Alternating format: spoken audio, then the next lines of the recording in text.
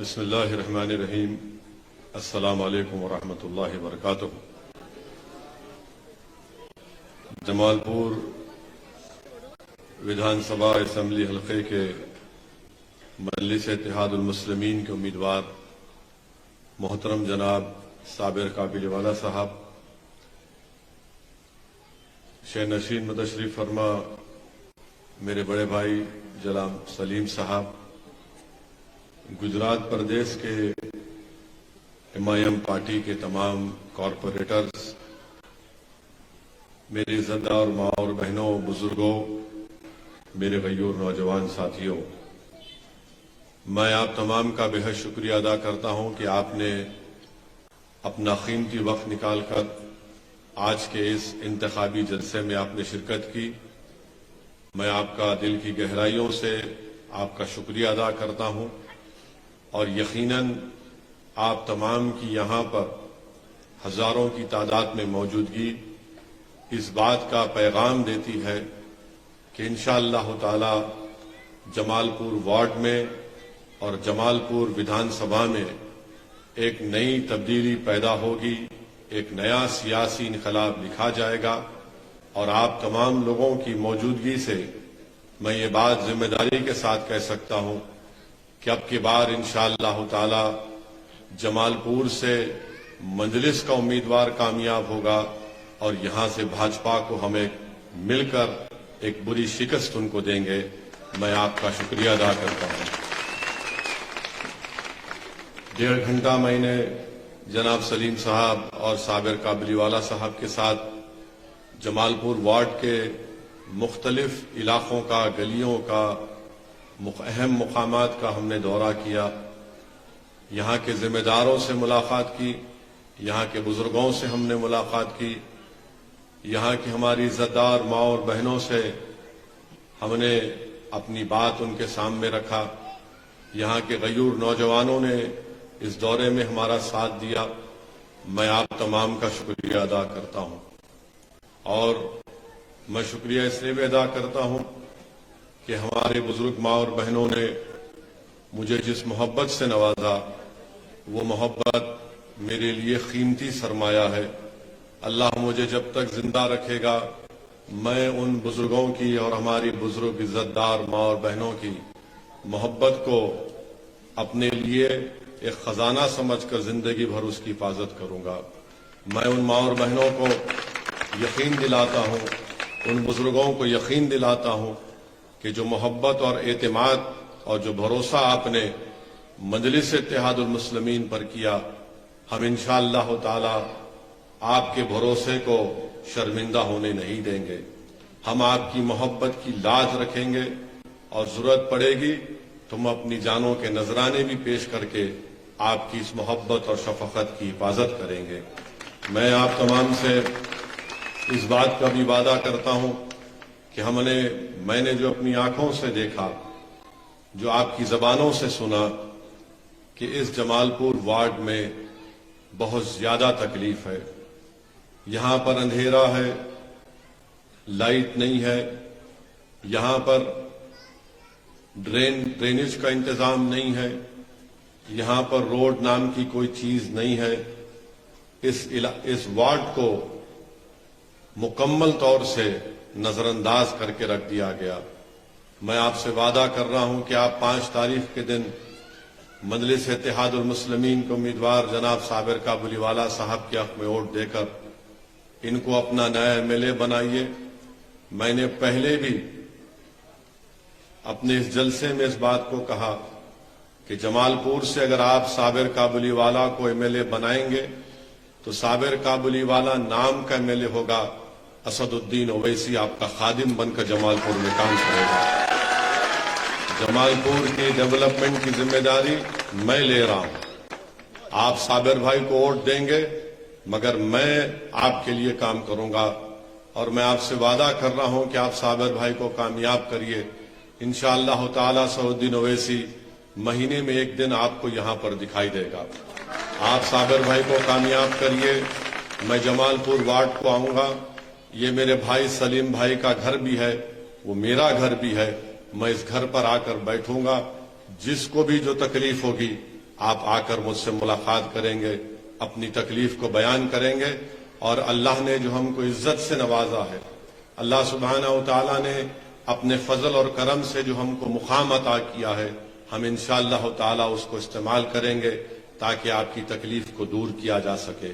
अभी आपने सुना कि जनाब साबिर काबुलीवाला साहब ने आपको तयख्खुन दिया है कि इंशाअल्लाह ताला उनकी कामयाबी के बाद वो यहाँ पर एक स्कूल और एक कॉलेज का क़याम अमल में लाएंगे ताकि जमालपुर के जो गरीब बच्चे और हमारी बेटियां जो तालीम से महरूम हैं, जिनके माँ बाप गरीबी की बिना पर अपने बच्चों को, अपनी बेटियों को तालीम के जेवर से आरास्ता नहीं कर सकती हैं, जनाब साबिर काबुलीवाला साहब ने ये तो आपको तयख्खुन दिया है कि इंशाअल्लाह ताला वो तालीम का इंतजाम करेंगे।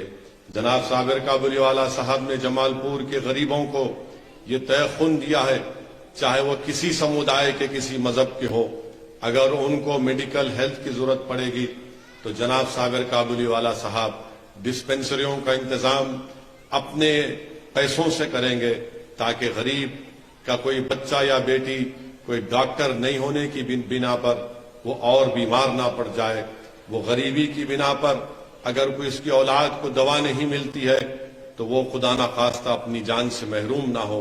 ये दो अहम ऐलानात जनाब साबिर काबुलीवाला साहब ने किया है, आप इनको एक मौका दीजिए।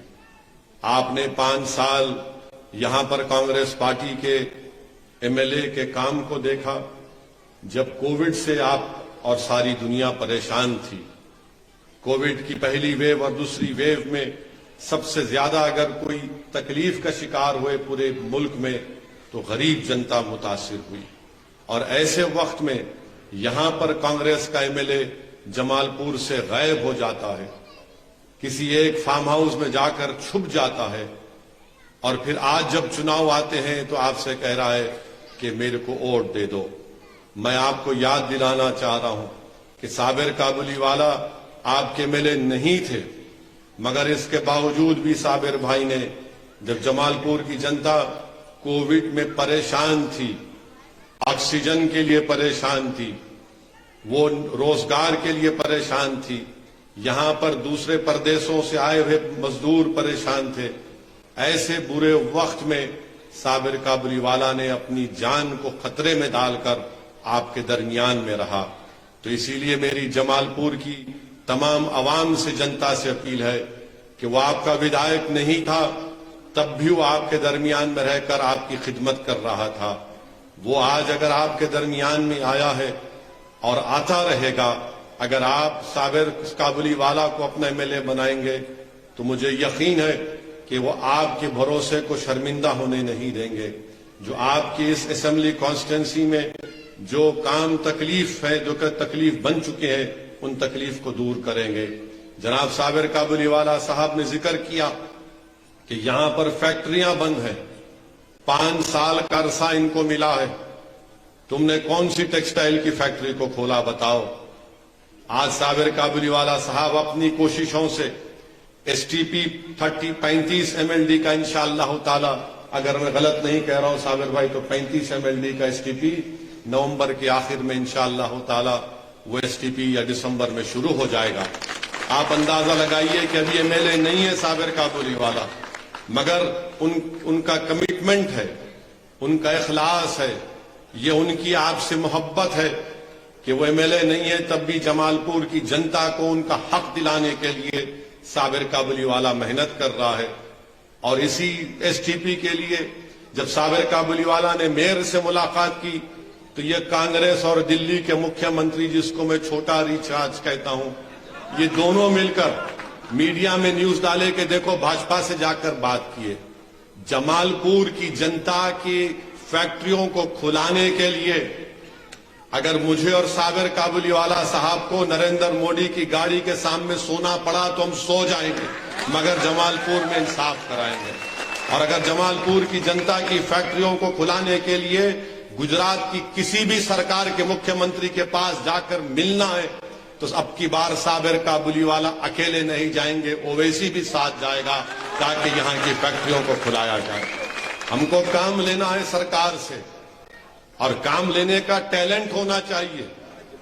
कोई जीत जाता है और 2 अल्फाज बोल नहीं सकता। वो कह रहा है कि जमालपुर में इतना काम करेगा, 5 साल में तुमने क्या किया बताओ। 723 फैक्ट्रियां साबिर भाई कह रहे हैं, और 1000 फैक्ट्रियां भी जो बंद पड़ी हुई है। आप अंदाजा लगाइए कितनी तकलीफ में वहां के गरीब जनता होगी। इस बात का भी वादा साबिर काबुलीवाला साहब ने किया और मैं इनके पीछे रहूंगा। ये सिर्फ बोल के भाग जाने वाले नहीं है। साबिर भाई जानते हैं कि असदुद्दीन ओवैसी अगर कितना पीछे पड़ता हूं मैं साबिर काबुलीवाला साहब के। मुझे लगता है कि साबिर काबुलीवाला साहब जो इलेक्शन हो जाएगा वो बोलेंगे कि एक बात की मुझे खुशी है कि ओवैसी साहब से मुझे अब छुटकारा मिल रहा है थोड़े दिन के लिए। मगर साबिर भाई हम आपको छोड़ने वाले नहीं हैं। आप एक एक बात जो आप यहां पर कर रहे हैं, मुझे यकीन है कि जमालपुर की जनता आपको दोबारा अपने एतमाद से नवाजेगी। मुझे यकीन है कि आप लोग इनको अपनी मोहब्बत से नवाज कर यहां पर दोबारा इनको अपना MLA बनाएंगे। और मैं जमालपुर की आवाम को वादा कर रहा हूं कि आपकी आवाज गुजरात के विधानसभा में साबिर काबुलीवाला आपकी आवाज को उठाएगा। आपकी तकालीफ, आपके अगर जुल्म होगा तो गांधीनगर को हिला के रख देंगे।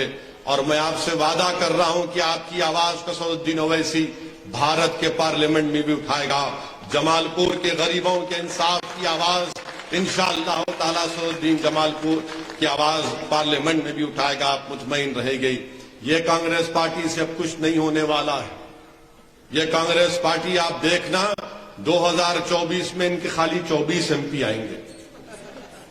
इनका जो बुरा हाल है कि गिरते जा रहे हैं, गिरते जा रहे हैं, गिरते जा रहे हैं। इतना बुरा हाल इनका हो चुका है। हम पर इल्जाम लगाते हैं कि हमारे लड़ने से भाजपा को फायदा होता। मैं जमालपुर की जनता को और मेरे मुखालिफिन को एक सवाल देकर जा रहा हूं। 27 साल से तो मैं नहीं लड़ा यहां पर। पहली मर्तबा गुजरात के असेंबली इलेक्शन में मजलिस लड़ रही है, तो क्या 27 साल से तुमने मोदी से मैच फिक्सिंग करके इलेक्शन जिता रहे थे बीजेपी को? 27 साल से इलेक्शन नहीं लड़े तो क्या तुमने मोदी की चाय पीकर शक्कर खाकर भी भाजपा को जिता रहे? 27 साल से तुम बीजेपी को नहीं हरा पाए। आज जब हम चुनाव लड़ रहे हैं तो तुम्हारे पेट में दर्द हो रहा है, तुम्हारी रातों की नींद हराम हो चुकी है। तुमको और दर्द होगा, तुमको और तकलीफ होगी, क्योंकि तुमने डरा डरा कर जमालपुर की जनता का वोट लिया। तुमने डरा कर वोट लिया और जब चुनाव जीत गए तो तुमने जनता की तकालीफ को भूल गए। अब आपको साबिर काबुलीवाला को कामयाब करिए ताकि आपकी आवाज गुजरात की विधानसभा में गूंजे।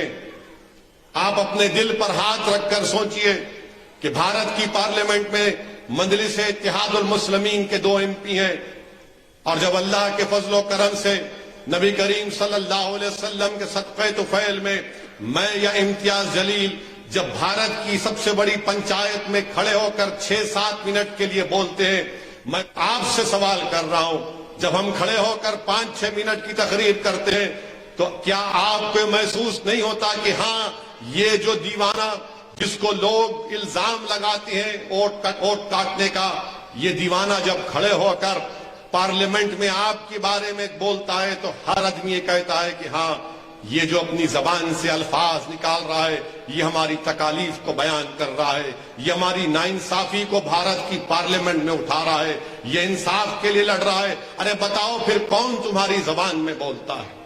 कौन आपकी तकालीफ को उठाता है भारत की पार्लियामेंट में? बाबरी मस्जिद का मसला आया तो ओवैसी बोलेगा, CAA का कानून आया तो ओवैसी बिल को फाड़ेगा, ट्रिपल तलाक का मसला आया तो ओवैसी बोलेगा, NRC का मसला आया तो ओवैसी बोलेगा, बिल्किस का मसला आया तो ओवैसी बोलेगा, खेडिया में बच्चों को रोड पर लाकर सरेआम उनकी बेइज्जती करके पीटा जाता है तो ओवैसी बोलेगा। बीजेपी और मोदी के खिलाफ अगर कोई खुलकर बोलेगा तो मोदी बोलेगा। मेरे अजीज दोस्तों और बुजुर्गों, सुनो मेरी इस बात को।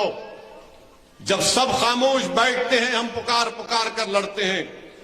UAPA का कानून बीजेपी अमित शाह ने लाया तो हमने उसकी मुखालिफत की, ये सब साथ दे रहे थे।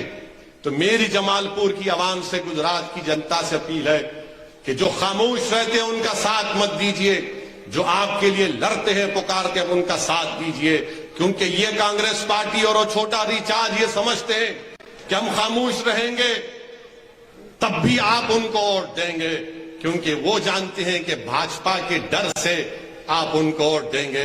याद रखिए, अगर आप आपके लड़ने वालों का साथ नहीं देंगे और जो खामोश रहेंगे उनका साथ देंगे, तो कहीं खुदा ना खास्ता वो हमेशा के लिए आपको खामोश ना कर दे। वोट डालना आपका इख्तियार है, मगर मैं आपसे अपील कर रहा हूं कि हम आपके लिए लड़ते हैं मेरे इज्जतदार मां और बहनों। हम जब आपके लिए लड़ते हैं तो हमारी गाड़ी पर गोलियां चलाई जाती हैं।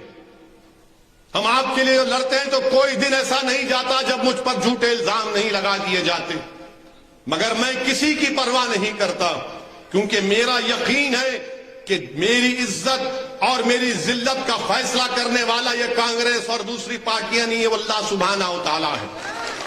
मगर मेरे अजीज दोस्तों और बुजुर्गों, याद रखो मेरी इस बात को, अगर आप इस जलसे में आए हैं कि ओवैसी का भाषण सुनेंगे, जज्बाती तकरीर ओवैसी करता है, तो याद रखो जज्बाती तकरीर से बिल्किस बानो को इंसाफ नहीं मिलेगा।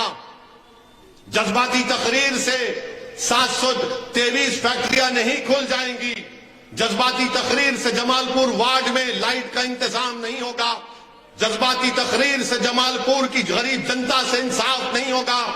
जज्बाती तकारीर और जज्बाती अल्फाज से आपके जमालपुर में तरक्की नहीं होगी। अगर तरक्की होगी, नाइंसाफी का खात्मा होगा, तो आपको मुत्तहिद होकर साबिर काबुलीवाला को यहां का एमएलए बनाना पड़ेगा। ये काम आपको करना है। और मैं बार बार आपसे अर्ज कर रहा हूं, जमालपुर विधानसभा से असेंबली हल्के से अगर कोई बीजेपी को हरा सकता है तो उसका नाम साबिर काबुलीवाला और मजलिस इत्तेहाद और मुस्लिमीन है। आपके सामने आकर लोग पुरानी बातें करेंगे, अरे बताओ तुम 27 साल से आप कांग्रेस पार्टी को वोट दे रहे हैं। मैंने अपने स्कूल में अपनी छोटी जमात में जब था तो अपनी उर्दू क्लास में एक सबक पढ़ता था कि एक सबक हमने पढ़ा था कि एक शख्स था कि वो हमेशा हर दिन एक पत्थर मारता था दीवार पे, एक पत्थर, दो पत्थर। एक बच्चा स्कूल को जाता था, देखता था कि भैया ये पत्थर मार रहा है। उसने पूछा क्या कर रहे हो? मैं दीवार तोड़ रहा हूं, दीवार तोड़ रहा हूं। वो बच्चा बड़ा हो गया, वो क्लास से देखते देखते वो 27 साल का हो गया, तब भी वो शख्स पत्थर मार रहा है। दीवार क्यों? अरे क्यों मार रहे हैं? दीवार टूटेगी। अब जब बच्चा 27 साल का हो गया तो उसने कहा कि ए साहब अब पत्थर मत मारो, अब ओवैसी आया है, हम सब मिलके दीवार को तोड़ देंगे इंशाअल्लाह ताला।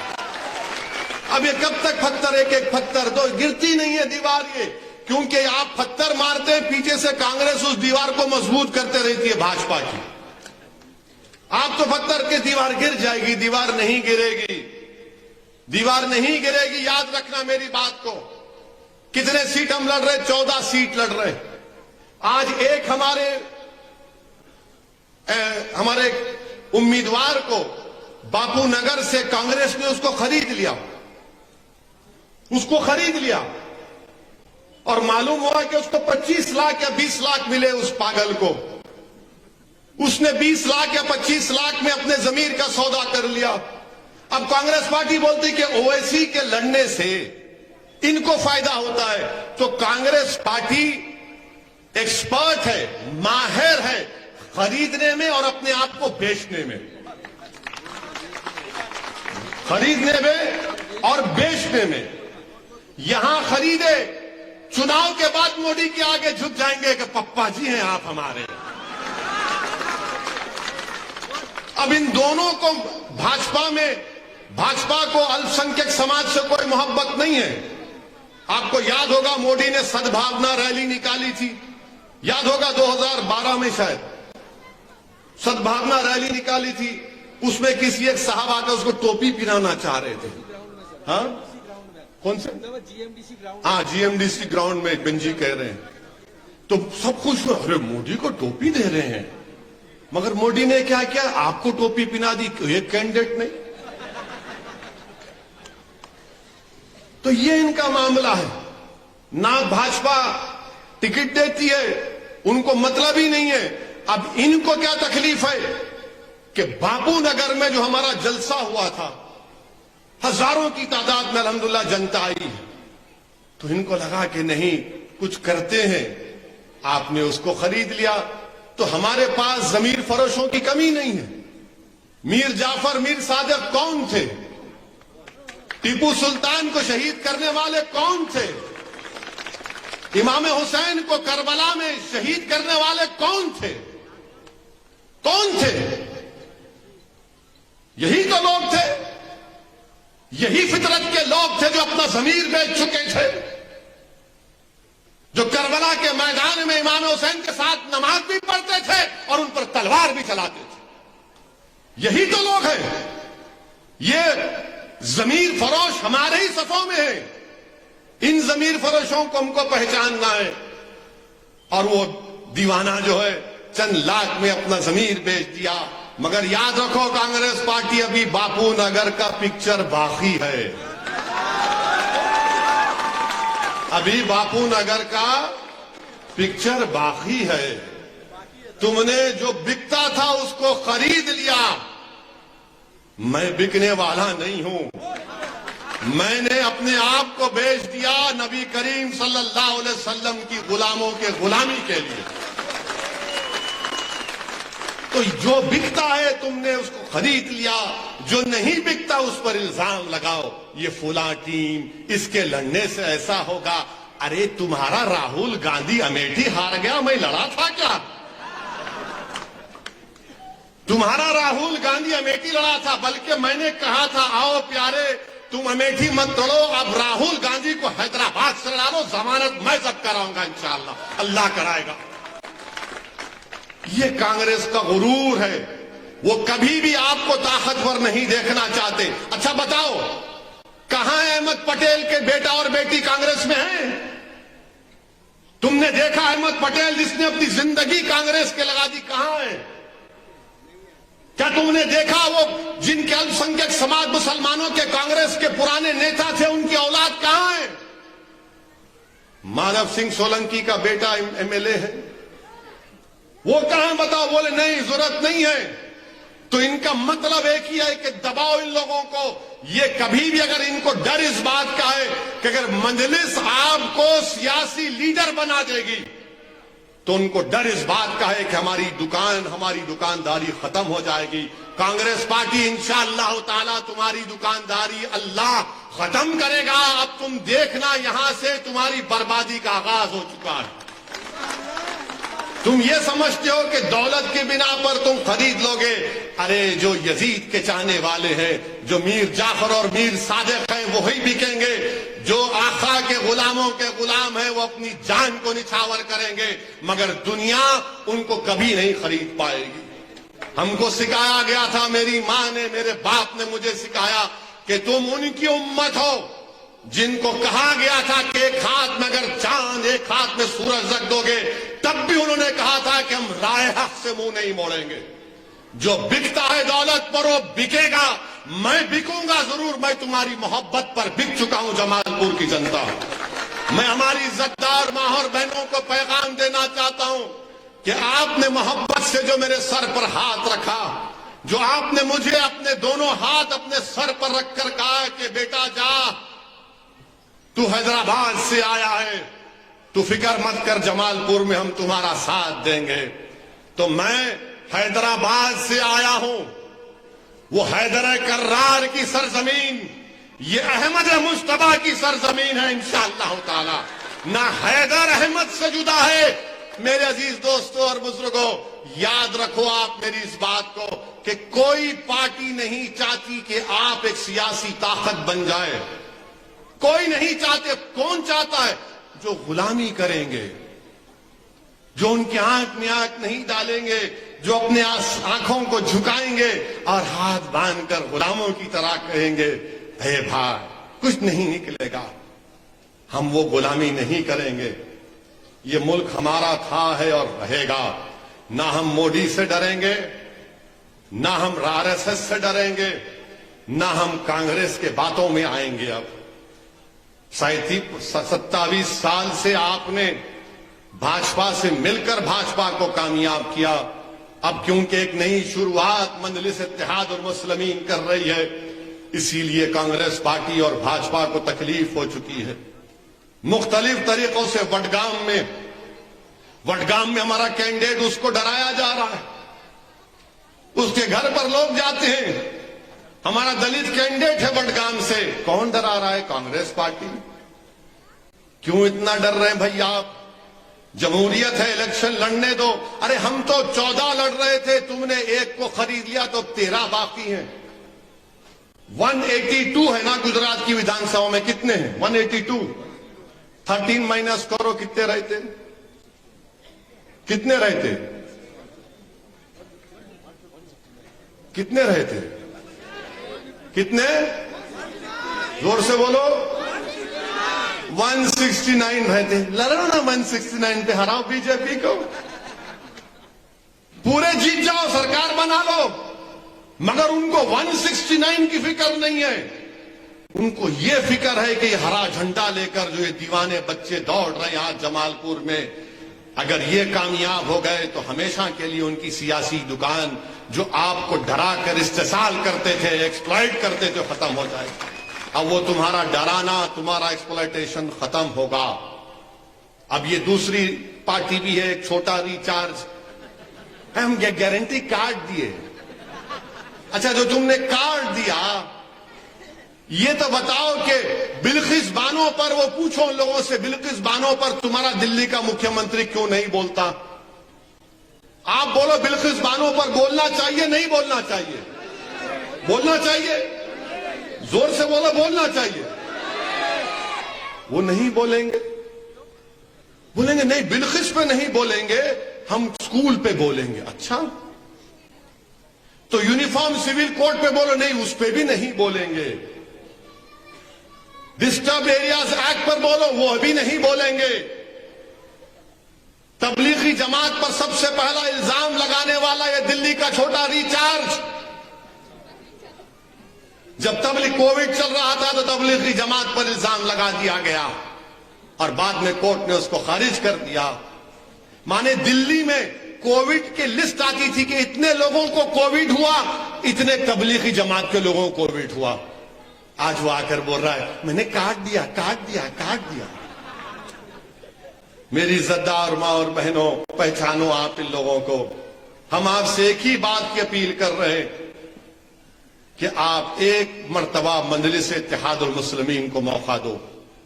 एक मर्तबा पतंग के निशान पर पूरे एतमाद और भरोसे के साथ और पूरी बेबाकी के साथ आप 5 तारीख को मजलिस को, साबिर भाई को कामयाब करिए इंशाअल्लाह। जो काम जमालपुर में नहीं हुआ वो काम साबिर भाई करेंगे। मैं बार बार आपसे कह रहा हूं, याद रखो मेरी इस बात को आप। मैंने उत्तर प्रदेश के चुनाव में पुकार कर उत्तर प्रदेश की जनता से कहता रहा। 180 जलसे मैंने उत्तर प्रदेश में किए। मैंने उत्तर प्रदेश की आवाम से, अल्पसंख्यक समाज से कहा कि देखो, ये हमारी जिम्मेदारी नहीं है कि किसी पार्टी को सत्ता में आने से रोके। हमारी जिम्मेदारी है कि हमारी आवाज विधानसभा में पहुंचे। जब हमारी आवाज विधानसभा में पहुंचेगी तो वो आवाज उठेगी नाइंसाफी के खिलाफ। वो आवाज उठेगी जब बच्चों को रात के अंधेरे में पुलिस उठाकर लेकर जाती तो उनके लिए, वो नौजवान को छुड़ाने के लिए वहां का एमएलए दौड़ेगा। जब किसी हमारी बहन की आबरू पर आंच आती है तो उसकी इज्जत के लिए सब कुछ कुर्बान कर देगा। जब किसी के घर को तोड़ा जाता है तो रात के अंधेरे में दौड़ कर आएगा। ये काम हमको कर सकते और करना चाहिए। मगर कांग्रेस ये छोटा रिचार्ज नहीं, सत्ता, अरे सत्ता तुमको मिली तो तुमने क्या किया बताओ हमको। अगर यहां पर मेरी तकरीर कोई बुजुर्ग सुन रहे हैं जिनकी उम्र 85 और 90 साल के अगर दरमियान में होगी तो मेरी बात से मुत्तफिक होंगे कि आज से 55 साल पहले, 53 इयर्स पहले, 69 का जो फसाद अहमदाबाद में हुआ था वो किसकी सरकार थी? किसकी सरकार थी? पूछो उन बुजुर्गों से क्या बुरा हाल हुआ था। 2002 के बराबर उसी तरह बर्बरियत के मजारे किए गए थे। मेरे अजीज दोस्तों और बुजुर्गों, इसीलिए मैं आपसे दमन गुजारिश कर रहा हूं कि आप 5 दिसंबर के दिन भाजपा को शिकस्त दीजिए जमालपुर से और मजलिस को कामयाब करिए। सत्ता में आने से रोकना हमारी जिम्मेदारी नहीं है। उत्तर प्रदेश की जनता ने असदुद्दीन ओवैसी की तकरीरों को सुना, नारे लगाए जिंदाबाद, बड़े खुश हुए, मगर उन्होंने समझा कि शायद समाजवादी को वोट देने से कुछ हो जाएगा। दिया वोट और मिला क्या, घर तोड़े जा रहे हैं, जेलों में डाल दिया जा रहा है, कोई पुरसाने हाल नहीं है। इसीलिए हम आपसे अपील कर रहे हैं कि ये जो 13 हमारे मजलिस के कैंडिडेट हैं, इनको कामयाब करिए। आपके उम्मीदवार जब जीत कर गुजरात की विधानसभा में जाएंगे तो आपकी आवाज बनेंगे, आपकी आवाज आपकी हिफाजत करेगी। हर समाज की आवाज है। अरे आखिर क्या बात है कि हमारे पटेल भाई भी हैं, अल्पसंख्यक समाज की भी आबादी बराबर है, उनके 40 से ज्यादा एमएलए जीत जाते हैं और आपके खाली 3। अब ये 3 का मामला सुनाता हूं। ये 3 की बात साबिर भाई से आकर कांग्रेस के चाहने वालों ने की थी। साबिर भाई से पूछ लेना आप। ये 3 आकर कांग्रेस की तरफ से कोई लोग आए थे और आकर कहा कि साबिर देख 3 है, कुछ कर ले यार। तो साबिर भाई ने दिल बढ़ा करके कहा कि ठीक है चलो। वो एक राजकोट की वंकारा सीट है कि ना, वंकारा नाम, वंकनेर पीरजादा साहब है, और ये दरियापुर है। मैं नहीं लड़ाता हूं। जमालपुर मैं 2 बार का एमएलए हूं, मैं लड़ूंगा। तो मालूम आपको कांग्रेस ने क्या कहा? नहीं, तीनों छोड़ दे साबिर। हम तो दोनों छोड़ने तैयार थे, उन्होंने कहा कि तीनों छोड़ दे। फिर बाद में बोलेंगे ओवैसी को गुजरात मत लाओ, मंजलिस को छोड़ दे। यानी आप बताओ, हम तो दोनों 2 सीट छोड़ने तैयार थे। ठीक है लड़ो आप, मगर नहीं। तो साबिर भाई ने कहा कि नहीं, जमालपुर की जनता को मैं उनका मखरूज हूं, उनकी मोहब्बत का। मुझे जमालपुर की जनता के काम करना है। मुझे जमालपुर के फैक्ट्रियों को खुलाना है जो कांग्रेस का एमएलए ने उन फैक्ट्रियों को बंद कराकर 1.5 लाख लोगों को बेरोजगार कर दिया। आज साबिर भाई जमालपुर की जनता की खिदमत करने के लिए, जमालपुर की इस विधानसभा को एक मिसाली असेंबली कॉन्स्टिट्यूंसी बनाने के लिए मजलिस ने उनको अपना उम्मीदवार बनाया है। मैं आपसे अपील कर रहा हूं कि साबिर भाई को 5 तारीख को कामयाब करिए। ये आपके फायदे में होगा। और फिर से बार बार कह रहा हूं कि जमालपुर में अगर कोई बीजेपी को हरा सकता है तो उसका नाम साबिर काबुलीवाला है। जमालपुर से अगर कोई पार्टी बीजेपी को हरा सकती है तो उसका नाम मजलिस इत्तेहादुल मुस्लिमीन है। यह कांग्रेस पार्टी से होने वाला नहीं है। इनके बस की बात नहीं है। इनका नेता अमेठी हार गया और वायनाड जीतता है। इनके बड़े बड़े लोग जीत कर एमएलए बनकर, जीत कर बनकर एमएलए बनकर बीजेपी के सामने जाकर बिक जाते हैं। अच्छा, अब आप बताइए, अब बहुत हो गया कांग्रेस और छोटा रिचार्ज पर, क्योंकि 10-12 मिनट बाकी हैं। जरा मोदी जी पर भी कुछ बोल दें, वरना कांग्रेस वाले बोलेंगे हे बहुत बोला हम पे, कितना बोला हमको देखे, उनको नहीं बोला हमको बोला। ये तोलते हैं ना, हमारी तकरीर को तराजू में तोलते हैं। बोल तो नहीं सकते, तकरीर में जबान का तुम मेरा मुकाबला ही नहीं कर पाओगे इंशाअल्लाह ताला। तुम मेरे जबान का मुकाबला ही नहीं कर पाओगे। अच्छे अच्छे करने की कोशिश किए, ठंडे पड़ गए।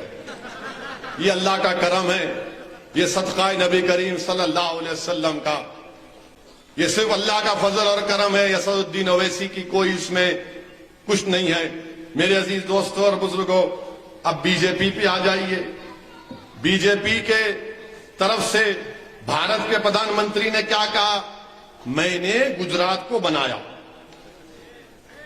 मैंने गुजरात को बनाया। अच्छा, कैसे बनाया नरेंद्र मोदी ने गुजरात को? देखो बाप, पूरा इनका चट्टा बट्टा लेकर आया हूं। गुजरात को इन्होंने बनाया। अच्छा, मोदी जी बोलते हैं कि हम गुजरात में यूनिफॉर्म सिविल कोड लाएंगे। पूछिए कांग्रेस से यूनिफॉर्म सिविल कोड पर क्या बोलना है? बोलेंगे इसकी बात मत कर, ना। वो छोटा रिचार्ज से पूछिए यूनिफॉर्म सिविल कोड, बोले ना वो बात ही मत करो।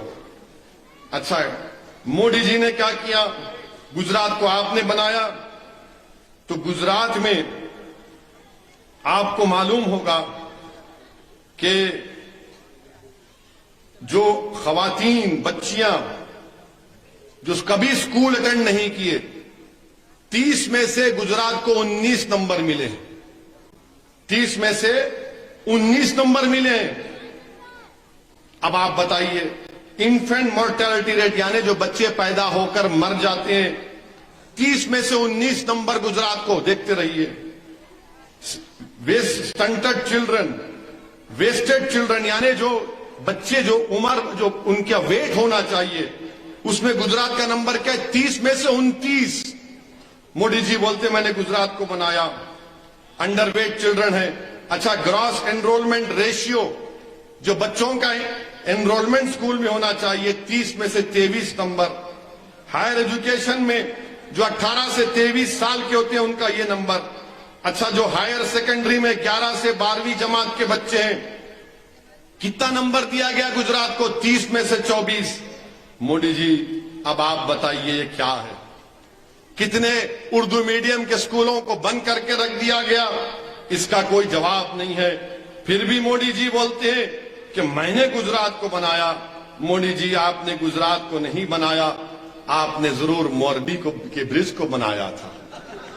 मोरबी का ब्रिज जब टूटा, आज तक वो कंपनी के मालिक को मोदी और भारत बीजेपी की सरकार उनको गिरफ्तार नहीं करती। उनको अब तक गिरफ्तार नहीं करती। 150 बच्चे मर गए, 150 लोग मौत का शिकार हो गए, जिसमें 50 बच्चे थे। आप बताइए, उसमें 2 साल का भी बच्चा था। भारत की सरकार और बीजेपी की सरकार वो बड़े कंपनी के मालिक को बचाने की कोशिश कर रही है। मेरे अजीज दोस्तों और बुजुर्गों, आपको जानकर हैरत होगी कि बीजेपी ने उत्तर प्रदेश में कहा था कि हम क्रिमिनलों के खिलाफ हैं, मगर गुजरात में क्या कर रहे हैं? नरोडा पाटिया में जिस शख्स को 90 लोगों के कत्ल के इल्जाम में, मर्डर के इल्जाम में कोर्ट ने लाइफ इंप्रिजमेंट की सजा दी, वो आज भाजपा के लिए इलेक्शन कैंपेन कर रहा है। नरोडा पाटिया में जिसने 90 लोगों को कत्ल किया, आज वो भाजपा के कैंडिडेट के लिए काम कर रहा है। जिसने बिल्किस बानो की रेप करने वालों को, बिल्किस बानो की 3 साल की बेटी को कत्ल करने वालों को, जिसने बिल्किस बानो की मां को रेप करके कत्ल करने वालों को संस्कारी कहा, वो भाजपा का उम्मीदवार है। बताइए आप कौन सा इंसाफ आपसे हो रहा है? बताइए आप कौन से जालिम का साथ दिया जा रहा है या मजलूम का साथ दिया जा रहा है? मेरे अजीज दोस्तों और बुजुर्गों, बिल्किस बानो से इंसाफ होना चाहिए। बिल्किस बानो को जिन लोगों ने उसकी इज्जत लूटी, उनकी असली जगह जेल है। उनकी जगह खुली जगह पर गुजरात में नहीं रह सकते वो। और फिर आप देखिए कि मोरबी के ब्रिज गिरने से 150 लोगों की मौत हुई, और खेडिया में गरभा में पत्थर फेंकने के इल्जाम में बच्चों को सरे बाजार लाकर इसी तरह मजमे को खड़ा करके उनको पीटा गया, उनको मारा गया। बताओ भाजपा वालों, बताओ भारत के प्रधानमंत्री, पत्थर फेंकने के इल्जाम में आपने बच्चों को लाकर रोड पर पीटा, जो 150 लोगों को मार दिया, आपकी सरकार उसको अभी तक हाथ नहीं लगाती। ये कौन सा इंसाफ है? ये कौन सा इंसाफ है? आप बताइए, ये कौन सा इंसाफ है? मेरे अजीज दोस्तों और बुजुर्गों, ये भाजपा का असली चेहरा आपके सामने आ रहा है। तनख्वाहें कम हो रही हैं, नौकरियां नहीं है, स्कूल नहीं है, पेट्रोल डीजल आसमानों को छू रहा है, मगर बीजेपी कहती है कि हमने गुजरात को बनाया। गरीब परेशान है, दलित परेशान है, अल्पसंख्यक समाज परेशान है, सब परेशान है, मगर बीजेपी कहती कि नहीं, सब चंगा है। मेरे अजीज दोस्तों और बुजुर्गों, मेरी इज्जतदार मां और बहनों, हम आपसे अपील कर रहे हैं कि आप मजलिस के उम्मीदवारों को कामयाब करिए, ताकि गुजरात में एक ताकतवर अपोजिशन अगर कोई का रोल अदा कर सकता है तो मजलिस इत्तेहादुल मुस्लिमीन है। आज बुलंदबांग दावे किए जा रहे हैं, बहुत बुलंदबांग दावे किए जा रहे हैं। कोई कहता है कि मैं इतनी इलेक्ट्रिसिटी माफ कर दूंगा, इतना ये दे दूंगा। बीजेपी वाले बोल रहे हैं कि हम ये कर देंगे, वो कर देंगे। मुझे एक जोक याद आया, एक लतीफा मैंने पढ़ा था कि एक बीजेपी, कांग्रेस और छोटा रिचार्ज तीन खड़े हुए थे। तीनों खड़े होकर एक ने, बीजेपी वालों ने कहा कि हमारे पास इतनी जमीन है कि अगर हम उस पर फर्टिलाइजर डालना शुरू करें तो वापिस आने तक अनाज उग जाती। तो कांग्रेसियों ने कहा, है इतनी जमीन आपके पास है कि बीज डाले और वापिस आते तक अनाज उग जाता है? बोले हां। तो कांग्रेसियों ने पूछा, कहा कि अच्छा तुम्हारे पास इतनी जमीन है? तो उन्होंने कहा कि हमारे पास कितनी जमीन है मालूम? तो भाजपा वाले बोले कितनी जमीन है बताओ? बोले हमारे पास इतना बड़ा बंबू है कि अगर जमालपुर के तारे को हम हटाकर दरियापुर के करना चाह रहे हैं तो हम ऐसा बंबू से उस तारे को उधर हटा देते हैं। और अगर हमारा दिल बोला कि जमालपुर से तारे को हम लेकर जाएं जुहापुरा में तो वहां भी चला जाता। तो बीजेपी वाले परेशान है, इतना बड़ा बंबू तेरे पास है। तो आप पार्टी वाले बोले, ओह माने ये बीज डाले तो फसल उग गई। इनके पास इतना बड़ा बंबू है कि जमालपुर से तारे हटाएंगे तो दरियापुर, अगर दिल नहीं लगा तो जूहापुर, या नहीं तो सूरत में पहुंचा देंगे। तो फिर पूछा गया कि भाई ये बंबू तुम कहां रखते, ये बंबू आप कहां रखते? तो आप पार्टी ने कहा कि शायद मेरे घर में रखते होंगे आप। माने ये लोग झूठ पे झूठ बोले जा रहे हैं। मोदी जी ने कहा था यहीं गुजरात में कि 15 लाख आएंगे, वीडियो आज भी है। ब्लैक का पैसा आएगा भाइयों बहनों, 15 लाख आपके अकाउंट में। 15 पैसे नहीं आए गरीब के अकाउंट में। चाय पी पी कर कहा था 15 लाख। फिर कहा था कि 2 करोड़ नौकरियां देंगे, 2 करोड़ नौकरियां नहीं मिले। कहां मिले 2 करोड़ नौकरियां आपको?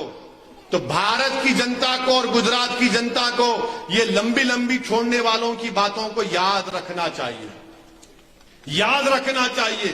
देश के प्रधानमंत्री मन की बात में कहा कि कभी कभी जोक मार लेना चाहिए, हंसी मजाक करना चाहिए। तो मैं जमालपुर की जनता के सामने एक जोक बोल रहा हूं, भी भाजपा वाले दिल पे मत लो, गुर्दे पे लो। मोदी जी सऊदी अरब गए, रियाद में मोदी जी ने एक तोप को देखा। तोप को देखा तो हमारे भारत के प्रधानमंत्री हर चीज को बड़ी गहराई से देखते हैं, ऐसा गोल फिरते उसको यूं देखते। वो फिर शेख से पूछे बहुत बड़ी है? तो उसने कहा बहुत बड़ी है। फिर प्रधानमंत्री ने पूछा कितना दूर फेंकती है? वो शेख भी बड़ा चालाक था। वो जमालपुर आया था, शायद सलीम भाई के घर में कुछ खजूर खाया होगा। उसने कहा वल्लाही तुमसे कम फेंकती। जोक है, दिल पे मत लो, वरना कल बोलेंगे भड़काऊ भाषण दिया, केस बुक करो, केस बुक करो, क्या करते करो। मैं यहीं रहने वाला हूं, मैं अहमदाबाद को आया हूं तो जाने वाला नहीं हूं। मैं आपको एक बात का वादा कर रहा हूं, मैं इलेक्शन के बाद भी आता रहूंगा।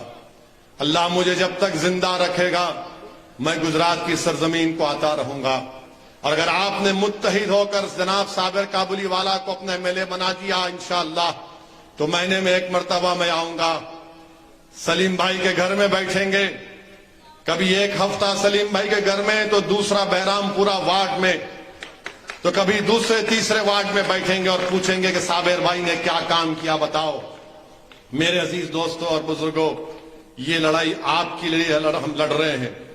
मैं अगर आ रहा हूं तो अपनी इज्जत के लिए या अपनी मकबूलियत में इजाफा करने के लिए नहीं आ रहा हूं। अल्लाह मेरी नीयत का हाल जानने वाला है। मैं आपको जिम्मेदारी के साथ कह रहा हूं कि भारत की राजनीति में अगर मजलूमों को अपना हक मिलना है, भारत की राजनीति में अगर कमजोरों से इंसाफ मिलना है, भारत की राजनीति में अगर कमजोरों को ताकतवर बनना है, भारत की राजनीति में अगर कमजोर अवाम के नौजवानों को उनके ख्वाबों को पूरा करना है, तो याद रखो वो ख्वाब तुम्हारे उसी वक्त पूरे होंगे जब तुम अपनी आवाज को मुत्तहिद होकर एक एक वोट मंजलिस को देकर कामयाब करोगे। और वो जब विधानसभा को जाएगा तो उसकी आवाज आपको जमालपुर में सुनाई देगी।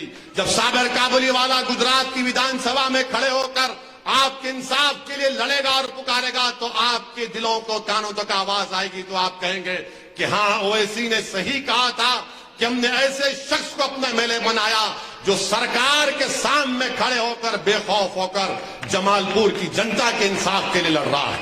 तो मेरी आप तमाम से अपील है, मेरी इज्जतदार माँ और बहनों, 5 तारीख के दिन सुबह अपने घर से निकलिए और पतंग, तमाम लोग इंशाअल्लाह मजलिस का साथ देंगे। क्या आप तमाम लोग पूरे सुबह सुबह निकलकर 100% पोलिंग कराएंगे? क्या 5 लोग की जिम्मेदारी लेंगे वोट कराने के लिए? जरा आवाज कम आ रही है, जरा जोर से बोलिए, वहां से नहीं आ रही आवाज। आप तमाम लोग 5 की जिम्मेदारी लेंगे? मेरे अजीज दोस्तों और बुजुर्गों, आपको ये इलेक्शन आप लड़ रहे हैं, इस जमालपुर में आपको अपनी कामयाबी के लिए मेरी आपसे गुजारिश है कि साबिर भाई को वोट दीजिए। और मैं आपसे वादा कर रहा हूं कि जमालपुर की जिम्मेदारी असदुद्दीन ओवैसी की होगी, जमालपुर की जिम्मेदारी असदुद्दीन ओवैसी की होगी। आपका बहुत बहुत शुक्रिया कि आप यहां पर आए, और मुझे यकीन है कि 5 तारीख को आप लोग मुत्तहिद होकर अपनी इत्तेहाद की ताकत पर अपनी जमात को, अपनी आवाज को इंशाअल्लाह ताला गुजरात की विधानसभा में भिजाएंगे। वाखिर दावाना अल्हम्दुलिल्लाहि रब्बिल आलमीन।